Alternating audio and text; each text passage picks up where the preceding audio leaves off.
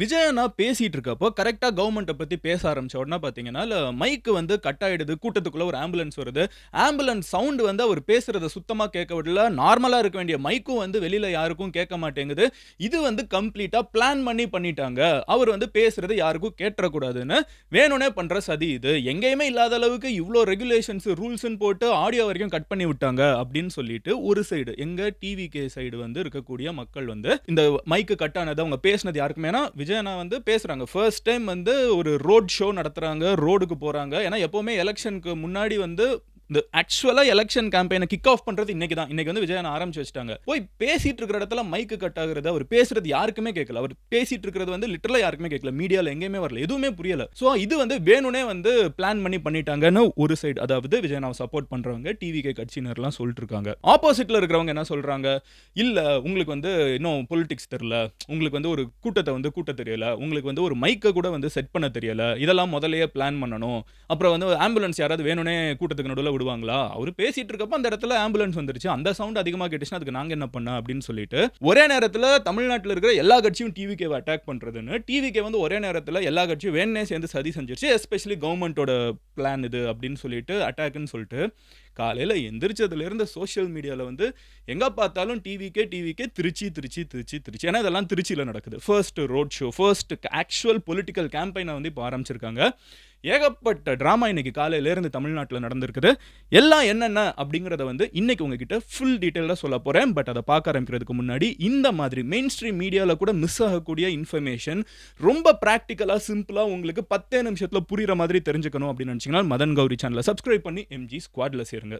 சேர்ந்துட்டீங்களா? இப்போ எக்ஸ்பிளைன் பண்ண ஆரம்பிக்கிறேன். என்ன ஆச்சு? விஜய் அண்ணாவோட மைக்கில் என்ன பிரச்சனை? எதனால வந்து இவ்வளோ பெரிய பஞ்சாயத்து? காலையில இருந்து டிராஃபிக் ஆயிடுச்சு, யாருமே எங்கேயே போக முடியல அப்படின்னு சொல்லிட்டு ஃபுல் ஆஃப் கமோஷன் அண்ட் கன்ஃபியூஷனாக இருக்கு. என்ன நடந்துட்டு இருக்குது ஒவ்வொன்றா பார்க்க ஆரம்பிப்போம். ஹலோ எவ்ரிவான், நான் Madhan Gowri and hello my dear MG squad. நிறைய பேருக்கு இருக்கிற ஒரு டவுட், இது நம்ம சேனலான்னு. இதுவும் நம்ம சேனல் தான். ஓகேவா எம்ஜி ஸ்குவாட்? இப்போ வீடியோ பாருங்க. ஃபர்ஸ்ட் விஷயம் என்ன அப்படின்னு பார்த்தீங்கன்னா, ஸோ நம்ம எல்லாருக்குமே தெரிஞ்ச ஒரு விஷயம் தாங்க. எலெக்ஷன் வரப்போகுது 2026 ப்ராபப்ளி ஏப்ரலில் வருங்கிறாங்க. நம்ம ஆல்ரெடி வந்து செப்டம்பர் வந்துட்டோம். அக்டோபர், நவம்பர், டிசம்பர் அந்த சைடு ஒரு 4 மாதம், மொத்தமே இன்னொரு 6 மாசத்துல வந்து தமிழ்நாட்டோட நெக்ஸ்ட் சீஃப் மினிஸ்டர் யாரு அப்படின்னு தெரிஞ்சிட போகுது. அவ்வளோ எலெக்ஷனுக்கு கிட்ட வந்துட்டோம். அண்ட் இவ்வளோ ஆனால் எலெக்ஷன் கிட்ட வந்தாலும் இந்த எலெக்ஷன் கேம்பெயின் அப்படிங்கிறது வந்து எப்போ ஆரம்பிக்கும்னு பார்த்தீங்கன்னா லாஸ்ட் 1-2 மாதம் தான் ஜெனரலா ஆரம்பிப்பாங்க. ஆனா இந்த தடவை அடுத்து வந்து யாரு அப்படிங்கிற क्वेश्चन வந்து சோஷியல் மீடியால வந்து ரொம்ப அதிகமா கேள்வி கேட்கப்பட்டு இருக்குது. இங்க டிஎம்கேல வந்து உதயநிதி ஸ்டாலின் அவர்கள் வந்து முன்னாடி வந்துட்டு இருக்காங்க. சோ இங்க வந்து விஜய் அண்ணா வந்து இப்ப பாலிடிக்ஸ்க்குள்ள வந்திருக்காங்க. ஏடிஎம்கேல வந்து எடப்பாடி பழனிசாமி அவர்கள் வந்து மறுபடியும் அவங்க ஒரு லீடர்னு ப்ரூவ் பண்ண வேண்டிய சிச்சுவேஷன்ல இருக்காங்க. பிஜேபியில வந்து அண்ணாமலை அவர்கள் வருவாங்களா மாட்டாங்களா, அவங்க வெளியே அனுப்பப்பட்டாங்களா அப்படின்னு அங்க ஒரு கமோஷன் சொல்லிட்டு சுத்தி எல்லா இடத்துலயுமே வந்து அடுத்த தலைவர் யாரு, நாம் தமிழர் கட்சி, அவங்க வந்து ஒரு இத்தனை வருஷமா ஒரு 8% கொண்டு வந்துட்டாங்க. அடுத்து அவங்க இதை இம்ப்ரூவ் பண்ணுவாங்களா மாட்டாங்களா, எல்லாருக்குமே நிறைய क्वेश्चंस. ஓகேவா? எல்லாருக்குமே 2026 எலெக்ஷன்ங்கிறது வந்து ஒரு மிகப்பெரிய ஒரு பரீட்சை தான், ஒரு மிகப்பெரிய எக்ஸாம். சோ எல்லாருமே வந்து அதுக்கு ரொம்ப ஏர்லியாவே கேம்பெயினை ஸ்டார்ட் பண்ணிட்டாங்க. யார் இதை மெயினா ஸ்டார்ட் பண்ணாங்கன்னு பாத்தீங்கன்னா ஏடிஎம்கே ஓட head X chief minister Palaniswami வந்து ஆல்ரெடி பாதி தமிழ்நாட்டை முடிச்சிட்டாங்க. அவங்க ஆல்ரெடி வந்து எல்லா இடத்துலயும் கேம்பெயின் போயிட்டு இருக்காங்க. அதுக்கு அடுத்து வந்து இப்போ இங்க புதுசா இப்போ பாலிடிக்ஸ்க்கு வந்திருக்காங்க விஜயனா. அவங்களும் வந்து ஆக்சுவல் எலெக்ஷன் கேம்பெயினை வந்து கிக் ஸ்டார்ட் பண்றாங்க. இந்த ஆக்சுவலா மக்களை போய் பார்க்கறதோட ஃபர்ஸ்ட் ஸ்டெப் இதுதான். ஏன்னா இது வரைக்கும் நடந்த ரெண்டுமே வந்து மாநாடுக்கு வந்து தொண்டர்கள் எல்லாம் உள்ள வருவாங்க, ஃபேன்ஸ் உள்ள வருவாங்க, அது மாநாடு. பட் இதுக்கப்புறம் ஆக்சுவலா ரோடுக்கு போய் மக்களோட மக்களா நின்று ஓட்டு போடுங்கன்னு சொல்றது, எனக்கு சப்போர்ட் பண்ணுங்கன்னு சொல்றது எல்லாத்தையுமே ஆரம்பிக்கிறது தான் இது. இதுக்கு அவங்க சூஸ் பண்ண ஊர் எதுன்னு பார்த்தீங்கன்னா திருச்சி. ஏன் திருச்சி அப்படின்னா அதுக்கு அவங்களே சொல்றாங்க, திருச்சினா ஒரு திருப்பு முனை. இதுக்கு முன்னாடி வந்து பெரியார் வாழ்ந்த மண்ணா இருக்கட்டும், அண்ணாக்கும் இந்த ஊருக்கும் நிறைய சம்பந்தம் இருக்குது. ஸோ எங்களோட தலைவர்களுக்கும் இந்த ஊருக்கும் நிறைய சம்பந்தம் இருக்குது. அந்த ஊரை பற்றி கொஞ்சம் பேசுவாங்கல்ல, அந்த இதெல்லாம் பேசி முடிச்சுட்டு நான் அதுக்கு முன்னாடி சொல்லிடுறேன். ஸோ முதல்ல திருச்சி ஏர்போர்ட்டில் இறங்குறாங்க. இறங்கினதுலேருந்து பேச வேண்டிய இடம் அந்த மரக்கடைன்னு ஒரு இடம் இருக்குது. ஸோ அந்த இடத்துக்கு வர்றதுக்கே வந்து கிட்டத்தட்ட 5 hours ஆயிருக்குது. ரோடில் திருச்சி ஏர்போர்ட்லேருந்து திருச்சி ஊருக்குள்ளே வர்றதுக்கு 5 மணி நேரம். ஏன்னா அவ்வளோ கூட்டம் சுற்றி இருந்திருக்குது. உள்ளுக்குள்ளே வந்ததுக்கப்புறம் வந்து கரெக்டாக அவங்க பேச ஆரம்பிச்சா கரெக்டாக அவங்க அந்த மேலே ஏறுறாங்க. அந்த பெருசாக ஒரு வீக்கிள் ரெடி பண்ணியிருக்காங்க இதுக்குன்னு, எலெக்ஷன் கேம்பெயினுக்குன்னு. அந்த வண்டியில் வந்து அந்த பஸ்ஸில் அவங்க ஏறி நின்று ஒரு நிமிஷம் கூட முழுசாக இருக்காது, மைக் வந்து கட் ஆஃப் ஆயிடுச்சு. இது வந்து ஒரு ரேரான விஷயம் தான். நீங்கள் இவ்வளோ பெரிய ஒரு ஈவெண்ட் நடக்க போகுது, அதுவும் ஃபர்ஸ்ட் விஷயம், ஃபர்ஸ்ட் டைம் இப்படி பேச போகிறாங்கிறப்போ ஒரு டெக்னிக்கல் ஸ்நாக்னால இது முடிஞ்சிருச்சுன்னு சொல்கிறது வந்து எனக்கு கொஞ்சம் ஆடாக இருக்குது. ஏன்னா அவங்க வந்து ஃபர்ஸ்ட் டைம் வந்து ஒரு ஈவெண்ட் பண்ணுறவங்க கிடையாது. ஆல்ரெடி வந்து 2 தடவை மாநாடு நடத்தியிருக்காங்க. பெரிய ஸ்கேலில் நடத்தியிருக்காங்க. அப்போ இந்த இடத்துல ஒரு மைக்கை வச்சு ப்ராப்பராக பேச வைக்கணும்னு அந்த டீம் யோசிக்காமல் போயிருப்பாங்கங்கிறது கொஞ்சம் ஆடாக தான் இருக்குது. ஆல்ரெடி அங்கே ஃபுல்லாக வந்து சொல்லவே தேவையில்லை, மாநாட்டுக்கே அவ்வளோ கூட்டம், திருச்சி ஃபுல்லாகவே வந்து எல்லா இடத்துலையும் டிராஃபிக் ஆகி நம்மளோட ex finance minister P Chidambaram அவர் வந்து திருச்சி ஏர்போர்ட்டுக்கு வந்திருக்காரு. அவர் ஏர்போர்ட்லேருந்து வெளியே வர்றதுக்கு ஒரு 1 hour இருக்குது. அவரும் அந்த டிராஃபிக்குள்ளே மாட்டிக்கிட்டாரு. உங்களுக்கு தெரியும் மினிஸ்டர்ஸோட வண்டினா எந்த அளவுக்கு பீம்னு அடிச்சு எல்லாரையும் நகர்த்தி விட்டு போக அந்த விஷுவலாக பார்க்குறப்ப அடிச்சுக்கிட்டே இருக்காங்க, ஹார்ன் அடிச்சுக்கிட்டே இருக்காங்க, யாரும் நகர்ற மாதிரி இல்லை. ஸோ அதுவுமே வந்து எக்ஸ் மினிஸ்டருமே வந்து ஸ்டக் ஆகிருக்காரு. ஸோ இவ்வளோ டிராஃபிக் வந்து நான் திருச்சிக்கு வந்த உடனே வந்துருச்சு. இவ்வளோ டிராஃபிக்கு, இவ்வளோ கூட்டம், காலையிலேருந்து அவ்வளோ பேர் வெயிட் பண்ணிட்டுருக்காங்க. அப்போ அவர் அந்த இடத்துல பேச போகிறதுக்கு வந்து எவ்வளோ எதிர்பார்ப்பு இருக்கும்னு தெரியும். ஏறி பேச ஆரம்பித்த உடனே மைக் கட், ஒன்றுமே கேட்கல. அதுக்கப்புறம் அவர் அங்கேயே வந்து மைக் கேட்கல அப்படின்னு சொல்லிட்டு கொடுத்துட்டு இன்னொரு மைக்கில் வச்சு, அந்த பஸ்ஸுக்குன்னு ஒரு மைக் வச்சுருக்காங்கன்னு நினைக்கிறேன், அதை சுற்றி ஸ்பீக்கர்ஸ் இருக்குது. அது அந்த பஸ்ஸுலேருந்து ஆடியோ சிஸ்டம், அது அந்த பஸ்ஸே வந்து செல்ஃப் பவர் பண்ணிக்கிட்டு இருக்கக்கூடிய ஆடியோ சிஸ்டம், வெளியிலேருந்து எந்த கனெக்ஷனும் கிடையாது. இதை வச்சு பேசுகிறாங்க. ஆனால் வந்து ஒன்றும் கேட்கல. அவங்க பேச ஆரம்பித்த உடனே பார்த்தீங்கன்னா ஆம்புலன்ஸ் வேறு, மைக்கு கட் ஆகுது, ஆம்புலன்ஸ் வேறு உள்ளே வந்துருச்சு. ஆம்புலன்ஸ் உள்ள வந்து அந்த சைரன் சவுண்டில் வந்து சுத்தமாக ஒன்றும் கேட்கவும் மாட்டேங்குது. இதுக்கு முன்னாடியே பார்த்தீங்கன்னா வந்து எடப்பாடி பழனிசாமி அவர்கள் வந்து எலெக்ஷன் கேம்பெயின் போயிட்டு இருக்கப்போ இந்த மாதிரி ஆம்புலன்ஸ் உள்ள வருது அப்படின்னு சொல்லிட்டு அவங்க மைக்லேயே ஒரு டைம் கத்துனாங்க. இன்னொரு டைம் ஆம்புலன்ஸ் இப்படி வந்துச்சுன்னா டென்ஷன் ஆகிடுவேன் அப்படிங்கிற மாதிரி ஏதோ ஒன்று அஃபண்ட் ஆகி கத்துனாங்க. அப்போ சோஷியல் மீடியாவில் எல்லாருமே இருந்துக்கிட்டு இல்லை ஒரு ஆம்புலன்ஸ் வரப்போ வந்து எப்படி ஒரு தலைவர் எப்படி பேசலாம்னாங்க. பட் அவர் எங்கே போனாலும் எப்படி ஒரு ஆம்புலன்ஸ் வருது அப்படிங்கிற ஒரு கேள்வியை வந்து அதுக்கப்புறம் ஏடிஎம்கேல இருக்கிறவங்க வச்சாங்க. இது வேணும்னே பிளான் பண்ணி வருது. கரெக்டாக ஒரு தலைவர் பேசுகிறப்ப அதை டிஸ்டர்ப் பண்ணும், உள்ள குழப்பத்தை உண்டாக்கணும், ஒரு ஆம்புலன்ஸ் அனுப்புறாங்க. இப்போ இங்கேயுமே வந்து டிவிகே அப்படியே விஜய் அண்ணா பேச ஆரம்பிச்ச உடனே எப்படி வந்து ஒரு ஆம்புலன்ஸ் உள்ள வரும்? அப்போ இது வந்து பிளான் பண்ணி பண்ற ஒரு விஷயம் தான் அப்படின்னு சொல்லிட்டு ஒரு ஒப்பீனியன். இன்னொரு சைடு வந்து எப்படி மைக்கு கட் ஆகும், அது இன்னும் அஃபிஷியலாக அவங்க சைட்ல இருந்து எதனால மைக் கட் ஆச்சுன்னு வெளியே சொல்லலை. பட் எப்படி மைக்கு கட் ஆகும் அப்படிங்கிற ஒரு கேள்வியும் போயிட்டு இருக்குது. பட் இருந்தாலும் அவங்க என்ன பேசினாங்க அப்படிங்கிறத அந்த இடத்துல இருந்தவங்க ரிப்போர்ட்டர்ஸ் அவங்கெல்லாம் வந்து பேசியிருப்பாங்கல்ல, அதுல இருந்து நம்மளுக்கு ஓரளவுக்கு என்ன பேசியிருக்காங்கிற ஒரு ஐடியா இருக்குது. அது என்னன்னு நான் சொல்றேன். ஃபர்ஸ்ட் வந்து அவங்க இந்த திருச்சியில வந்து ஆரம்பிக்கிறது பெருமை அதெல்லாம் சொல்லிட்டு எங்கேயுமே இல்லாத அளவுக்கு நம்மளுக்கு அவ்வளோ கண்டிஷன்ஸ் போடுறாங்க அப்படிங்கிற ஒரு விஷயத்தை பேசியிருக்காங்க. எவ்வளோ பேர் அரசியல்வாதிங்க இருக்காங்க, எவ்வளோ அரசியல் கட்சி இருக்குது, யாருக்குமே போடாத எத்தனையோ கண்டிஷன் வந்து நம்மளுக்கு போடுறாங்க. இது மொத்தம் வந்து 98 day கேம்பெயின், ஓகேவா? ஸோ திருச்சியில் ஆரம்பித்து மதுரையில் முடியுது. அதுக்குள்ளே தமிழ்நாட்டில் இருக்கக்கூடிய அத்தனை டிஸ்ட்ரிக்ட்டுக்கும் அவங்க போயிட்டு வர போகிறாங்க. எல்லா டிஸ்ட்ரிக்ட்டுக்கும் பர்சனலாக போய் இன்றைக்கே வந்து பார்த்திங்கன்னா 3 ஊர் போகிறாங்க. திருச்சி, அதுக்கப்புறம் அரியலூர், அதுக்கப்புறம் பெரம்பலூர் அப்படின்னு சொல்லிட்டு 3 ஊருக்கு போயிட்டு வராங்க. ஸோ முடிஞ்ச அளவுக்கு பீப்புளோட கனெக்ட் பண்ணணும்னு ஆரம்பிக்கிறப்போ இந்த இடத்துல வந்து கண்டிஷன்ஸ் வந்து போலீஸ் போட்டிருக்கிறது யாருக்குமே கொடுக்காத அளவுக்கு இருக்குது. அப்படி என்னப்பா கண்டிஷன்ஸ் போட்டாங்கன்னு பார்த்தீங்கன்னா, ஃபர்ஸ்ட் ஒன் வந்து ரோட் ஷோ, மார்ச் எதுவுமே பண்ணக்கூடாது. வெளியில் நின்று பேசுனீங்க, அதாவது வண்டியில் போகிறப்போ பேசக்கூடாது. நீங்கள் பேசணுன்னா வண்டியை நிறுத்திட்டு அந்த இடத்துல நின்று மட்டும்தான் பேசணும். ஸோ எந்த ப்ரொசஷனும் பேசிக்காக வந்து ஒரு ப்ரொசஷன், ஒரு மேலே வந்து விஜய் நான் நின்று பின்னாடி வண்டியில் வரும், அப்படி எதுவுமே நடக்கக்கூடாது. பட் இது வந்து மற்ற பொலிட்டிக்கல் பார்ட்டிஸ்க்கு இருக்கா, கிடையாது அப்படின்னு அவரே சொல்கிறாரு. ஸோ பேசிக்காக யாருக்குமே இல்லாத ரூல்ஸ். அப்புறம் என்ன மாதிரி ரூல்ஸ் இருக்குது? அவங்க 25 கண்டிஷன்ட்டாங்க. அந்த கண்டிஷன்ஸ் நான் உங்ககிட்ட சொல்கிறேன். எந்த மேஜர் சவுண்ட் சிஸ்டமும் கொடுக்கக்கூடாது. ஏன்னா வந்து அது கூட்டத்தை வந்து டிஸ்டர்ப் பண்ணிடும், சவுண்டு வந்து டிஸ்டர்ப் பண்ணிடும். ஸ்பீக்கர்ஸ் வந்து பெருசாக வைக்கக்கூடாது, ரொம்ப அதிகமாக வைக்கக்கூடாது அப்படின்னு சொல்லிட்டு அது ஒரு ரூல். வெடி வெடிக்கக்கூடாது, ஃபேர் இனஃப். அதுக்கப்புறம் வந்து இது எல்லா கட்சிக்கும் கொடுத்தா உண்மையிலே நல்ல ரூல், வெடி வெடிக்கக்கூடாது. ரோட்டில் தேவையில்லாமல் டிஸ்டர்பன்ஸ் தான் அது என்றைக்குமே.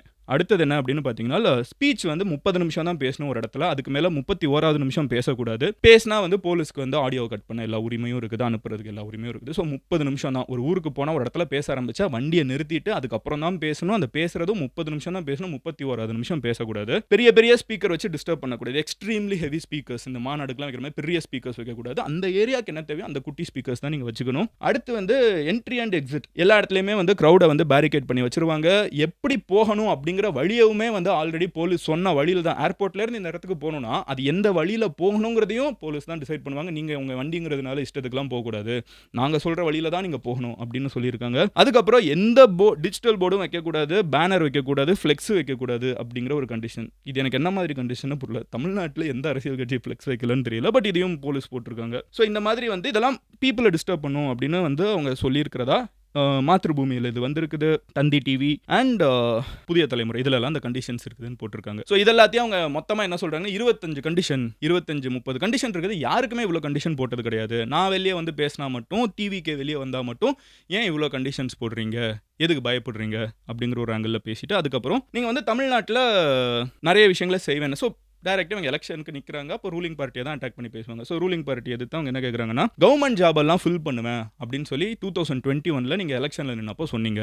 செஞ்சீங்களா? உங்க மேனிஃபெஸ்டோல உங்களோட வாக்குறுதியில் இருந்ததுல வந்து நீங்க செய்யாதது, அரசாங்க வேலைகள் வந்து நிறைய காலியா இருக்குது. அதனால அரசு வேலைகள் வந்து நிறைய இடத்துல பாட்டில் நெக்கா இருக்குது. கொஞ்சம் பேர் தான் வேலை பார்த்துட்டு இருக்காங்க அரசாங்க அதிகாரிகள். அப்போ அந்த வேலையெல்லாம் ஃபில் பண்றதுக்கு வேலையும் கிடைச்ச மாதிரி இருக்கும், மக்களுக்கும் வேலை சீக்கிரமா முடிஞ்ச மாதிரி இருக்கும். பட் அதெல்லாம் பண்ணீங்களா? பண்ணல. ஓல்டு பென்ஷன் ஸ்கீம், பழைய பென்ஷன் ஸ்கீம் வந்து நீங்க மறுபடியும் கொண்டு வருவேன், நீங்க பண்ணீங்களா? பண்ணல. எஜுகேஷன் லோன் எல்லாத்தையுமே வந்து ஸ்டூடெண்ட்ஸ் ரொம்ப கஷ்டப்படுறாங்க, அது எஜுகேஷன் லோன் எல்லாம் தள்ளுபடி பண்ணுவோம், வேவர் பண்ணுவோம் அப்படின்னு சொன்னீங்க, பண்ணீங்களா? பண்ணல. அப்புறம் டீசல் விலையெல்லாம் கம்மியாக்குவோம், தமிழ்நாட்டில் நாங்கள் வந்து 3 ரூபாய் கம்மியாக்குவோம், நீங்க பண்ணீங்களா? பண்ணல. அப்புறம் 40% வந்து பெண்களுக்கு ரிசர்வேஷன் கொடுப்போம் அப்படின்னு சொன்னீங்க, வேலைகள்ல கொடுத்தீங்களா? கொடுக்கல. அப்புறம் 1000 ரூபாய் பெண்களுக்கு கொடுக்குறேன், எல்லாருக்கும் கொடுக்குறேன்னு சொல்லிட்டு சில பேருக்கு மட்டும் கொடுத்துட்டு அதை அட்வர்டைஸ் பண்றீங்க. அப்போ நிறைய பேருக்கு ஆனால் அது கொடுக்காம போயிட்டு இருக்கீங்க, அதை நீங்க சொல்ல மாட்டேங்கிறீங்க. இது வந்து எம்டி ப்ராமிசஸா, எம்டி அட்வர்டைஸ்மெண்ட்ஸா வெளியே நீங்க பண்ணிட்டு இருக்கீங்க. இது எல்லாத்தையுமே மக்கள் பார்த்துட்டு இருக்காங்க. இது எல்லாத்துக்குமே வந்து மக்கள் சரியான பதில் கொடுப்பாங்க. நீங்க வந்து எவ்வளவு பப்ளிசிட்டி என்ன பண்ணீங்கனாலும் அதுல நீங்க பப்ளிசிட்டி பண்றதுல சக்சீட் ஆகலாமே தவிர மக்கள் வந்து எல்லாத்தையும் கவனிச்சிட்டு இருக்காங்க அப்படிங்கறத பேசிட்டு,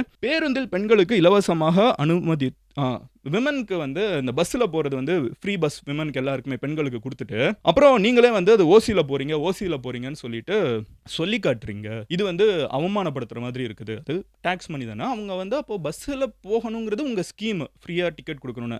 அப்போ அதுல போற பெண்களை வந்து நீங்க ஓசியில போறீங்க அப்படின்னு சொல்லிட்டு அசிங்கப்படுத்துறீங்க அப்படின்ட்டு. அதுக்கப்புறம் எல்லாருக்கும் 1000 ரூபாய் தர்றதில்ல, கொடுத்த சிலரை மட்டும் வந்து அட்வர்டைஸ் பண்ணிட்டு இருக்கீங்க. அது ஆல்ரெடி நான் சொன்னதான். இந்த மாதிரி சில பாயிண்ட்ஸ் இதுவே வந்து ரொம்ப கஷ்டப்பட்டு இந்த மீடியா ஹவுசஸ்ல இருக்கிறவங்க வந்து என்னதான் சொல்றாங்க, அங்க இருக்கிற ரிப்போர்ட்டர்ஸ் முடிஞ்ச அளவுக்கு எழுதி, யாருமே எதிர்பார்க்கல ஆடியோ கட் ஆகும்னு. ஓரளவுக்கு நம்மளுக்கு தெரிஞ்சது இதுதான். அவர் ஆக்சுவலா பேசினது 1/2 மணி நேரம் இருக்குது, மீதி என்ன பேசினாங்க யாருக்குமே தெரியல. ஸோ இந்த ஒரு சேலஞ்ச் வந்து இங்க நடந்ததுனால இந்த ஆடியோ எப்படி கட் ஆகுங்கிறதே வந்து ஒரு பெரிய சோஷியல் மீடியா டிஸ்கஷன் ஆயிடுச்சு. எதனால நடந்துச்சுன்னு நம்மளுக்கு தெரியாது. நான் சொன்ன மாதிரி ஸ்டார்டிங்லேயே டிவிகே வினர் அங்கே கூட்டத்தில் சேர்ந்திருந்தவங்க நின்னவங்க, அவங்க நிறைய பேர் அஃப்கோர்ஸ் அங்கே ஃபேன்ஸ் ரொம்ப நேரம் காலையிலேருந்து வெயிட் பண்ணிருக்காங்க, தொண்டர்கள் இருக்காங்க, அவங்க எல்லாருமே இருந்துக்கிட்டு இல்லை இது வேணும்னே வந்து பண்ண ஒரு விஷயம் தான். எப்படி இங்கே வந்து பவர் கட் ஆகும்லாம் ஒரு பையன் பேசியிருந்தான், புதிய தலைமுறையில் நினைக்கிறேன், தோண்டி போட்டாங்க. இதெல்லாம் என்ன எந்த அளவுக்கு உண்மை என்னன்னு தெரியல. பட் புதிய தலைமுறையில் அங்கே நின்றுட்டு இருந்த பசங்க பேசுறதெல்லாம் பார்க்க முடியுது.